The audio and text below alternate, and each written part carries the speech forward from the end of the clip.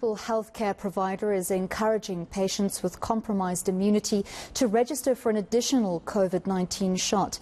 An additional dose of vaccine should be administered between 1 and 3 months after the previous dose and is different from the booster shot. For more on this, Life Healthcare's Kathan joins me. Thank you very much, Louis, for your time this evening. So first, tell us, I know we're talking about immunocompromised patients, but give us a little bit more detail on who should be going for this additional shot.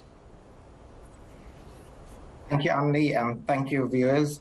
At the end of November 2021, the Director General of Health issued a guideline which said that immunocompromised patients, which include patients who are actively treated with malignancies or cancers, patients who are on renal dialysis, immunological or immune malignancy sufferers, patients who are HIV positive with a CD4 count of less than 200, patients who have no spleen called asplenia, and other individuals on immune suppressive treatment like high-dose steroids, systemic biologics, and transplant recipients. These are patients who are candidates for an additional vaccination.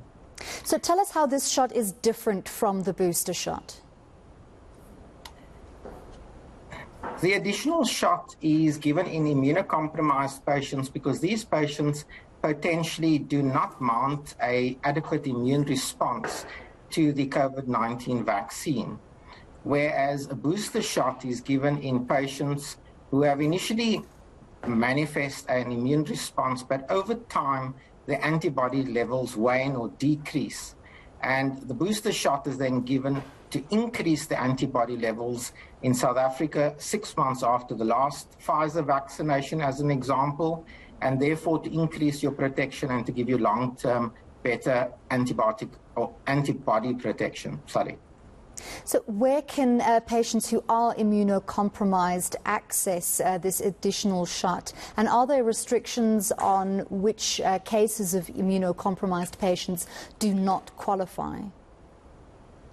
So as I read out, the categories for immunocompromised patients are well defined in the guideline. As I mentioned, the patients have to be 18 years and older. These patients then need to consult with their primary healthcare provider or a nurse care practitioner who will fill in a special form.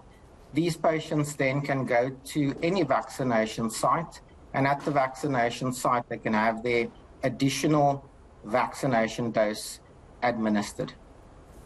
Why is this additional shot so important? What could happen if immunocompromised patients fail to get this additional shot?